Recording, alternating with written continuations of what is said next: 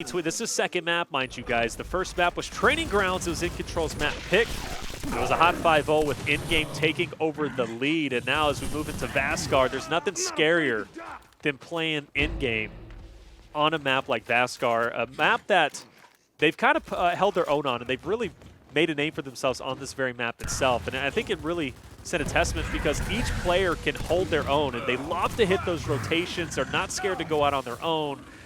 And really, anything that Incontrol can throw their way, they're not worried about it, as we see in-game already going for that domination. Of course, Vasgar a little bit weird. You're going to get these breaks here and there, but Rocky pulls up, takes Solars and Mental out to stay alive for a little bit longer.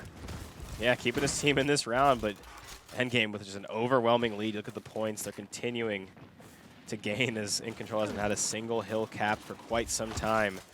Now to make a massive play coming off spawn. Take a quick look at the respawn economy. You're going to see Precision choosing not to get back in. Both Emissive and Speedy Cells all sitting on 2. Endgame just kind of playing it slow. That's all they need to really do. They know that Incontrol has to be the one to make the push, so they kind of just play their spacing, get some initial damage in, and you see Explosive get the finish. And a beautiful team fight to take Precision out. Good teamwork overall. As the domination will come through, player number 3, that's going to be Speedy. Yeah, there's really not a lot he can go there. But regardless, though, it's going to be 2-0. In-game leads the way. A couple players from in-game were sitting at 1 out of 4 lives, but regardless, the rest of the team is still pretty much intact as we look through. Mento at 11, Elims, another at 10. I'm not going to lie, though, Incontrol was slaying out for a little bit. And one player that I've always been excited to watch on this roster is Speedy. Speedy is a player that played so incredibly well, especially in the Challenger Series. He always pulls up. He always impresses me regardless. Emissive, obviously, a new player on the roster himself being added as of last week. These two players have just been dominant players on this team, but when you're going against a team such as in-game, you really have to elevate your game mode, or at least your gameplay to the next level. No, absolutely. And one thing I'm keeping in mind of right now, Taylor, is that endgame, this is their map pick on Vasgar. Yeah. So I'm looking week to week to see what potential adjustments were made. Last week, I believe we saw them pick, was it Icebound against Reciprocity? Kind of trying that out, so maybe that didn't work, because obviously last week's final was very one-sided. Very much. So you can maybe take a look and see them trying to practice this map as a potential other pick against maybe a team like Reciprocity. So again, as we get closer to the event, teams kind of trying to find their identity, find their strengths, find their weaknesses, and this is the time, right? Last week, put it this way, if they win this week on a different map pick, what does that loss last week mean, right? Absolutely nothing. This week's one step closer to the event. You ought to be playing your strongest maps as you head into the event. And it'll be very interesting to see kind of how this plays out if they continue to choose this map. Well, I mean, at the beginning of Emergence days, NRG at the time, right, or even talks, we go all the way back, right? We kind of really followed the storyline of this roster itself. Vasgar was the map that anybody who played on it, you already knew in-game was going to take over the victory, right? I mean, minus Reciprocity, obviously. So this is a map that doesn't, it makes sense to me for them to be able to take it. And it's not a very popular map. We don't see this map too often. So if in-game can get a leg up here, and they can somehow get it picked, right, and it's not somebody's auto ban, hey, it might work out in their favor.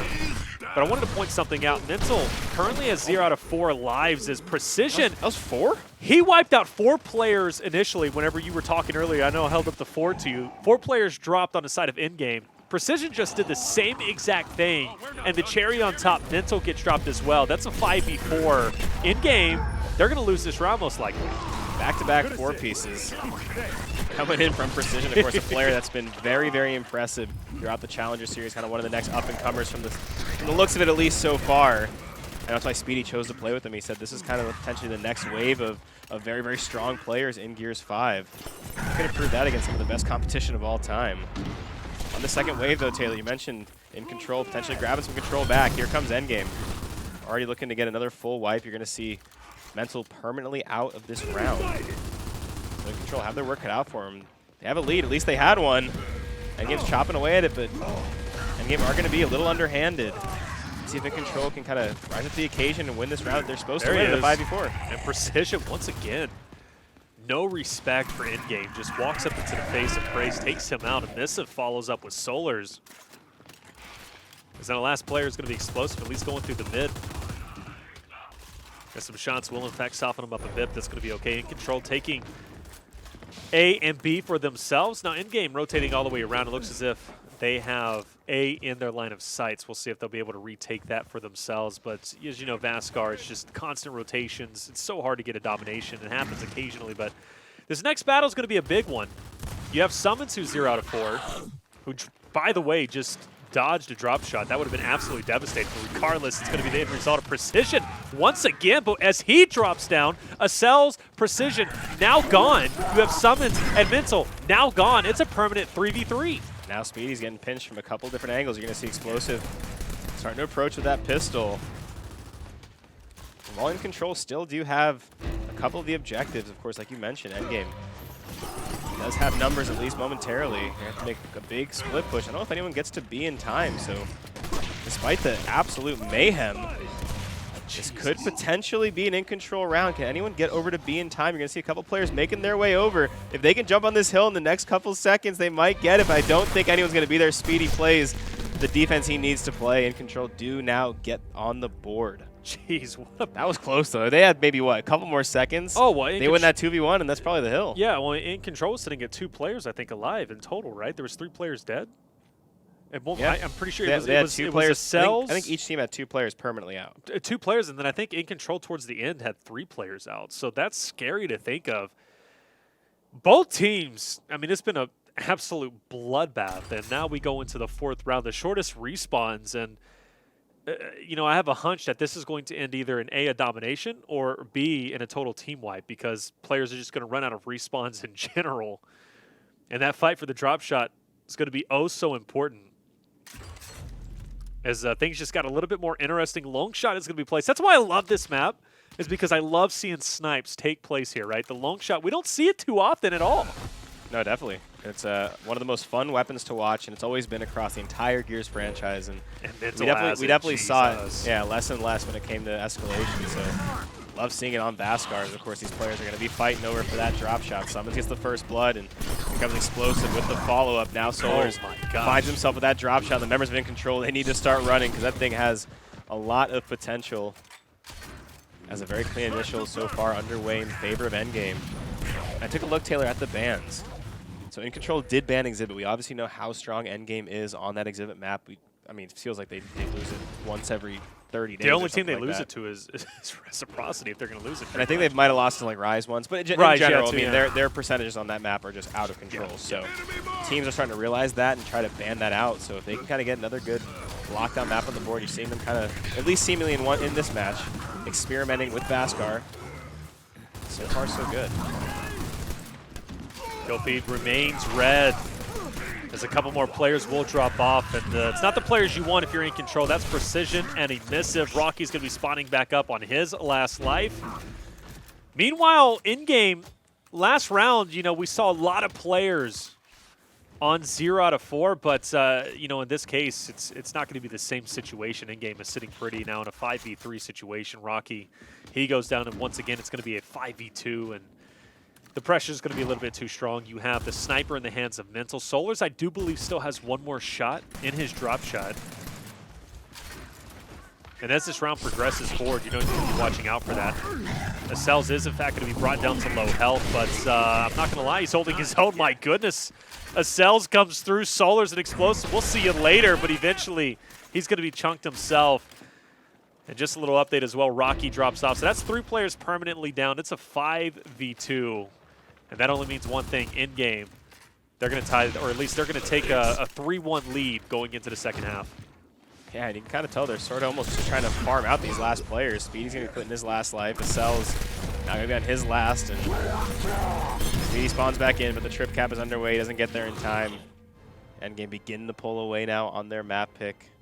We haven't seen Vasgar in a while, so it's kind of nice. You know, I'm not the biggest Vasgar fan, but it's nice to get a little change of pace in there. I feel like we've been hit over the head with District and Asylum over and over and over. So it's nice to get some Vasgar in there. Nice to see a snipe on the board. I love it. Some added rotations. It is not. You know, I miss snipes. I really did. I think I got a little bit spoiled in Gears 4, especially towards the end. Saw a lot of M-bars, saw a lot of snipes. And it always made for some fun moments, you know, but obviously that just doesn't fit the meta as of now. Pretty much we see just, and even our Fiestas, we don't even see those anymore because the boom, unfortunately, I think is a little bit broken. So you only have the drop shot that we see, but It's definitely fun, nonetheless. Mental, once again, a player to watch out for. He's got the sniper in hand. Let's see what he can do with it. Yeah, Mental going to pretty much always be the player to watch out for when it comes to pretty much any Gears of War title. Of course, the Season 1 MVP of Gears of War 4, one of the best players of all time, and always has the ability to make the impossible happen no matter kind of what the situation is. And looks like his teammates are in the kill feed. The current 5v3. And Incontrol once again kind of pushed back, right? Every time it seems like they kind of arrive to the initial, and Endgame kind of has an overwhelming push, gets a couple kills, and Incontrol find themselves moving back. Emissive doing anything he can, right? He hops over onto D. That's pretty much his only play at this point. But he's eventually going to be met up with a couple players from Endgame as Summon's handling his business. Rocky will get dropped. He tried to stay up as long as he could. He was on the back pedal for quite some time, but eventually he gets hunted down and praised. A couple players up front. He's forced to back off. Explosive takes his spot. Looks like it's going to be a 2v3. Make that a 2v1 as Emissive. Now 3v1 as Emissive get dropped. Now it's a 3v0 in-game. Played that perfectly. As Rocky now last alive. And based on his position to map, yeah, he's going to run into at least two players. He's going to get sandwiched. He does everything he can, but he gets dropped in the ends. And Endgame should walk away with this if they hold their own here. Speedy can't even get a touch. Endgame now leading 4-1 as they're looking to finish this off, potentially 5-1. And overall map count, that'll make them what? 10-1 in overall maps won, rounds won in this series against Incontrol. That's impressive. Absolutely, and of course Incontrol needs to figure out something.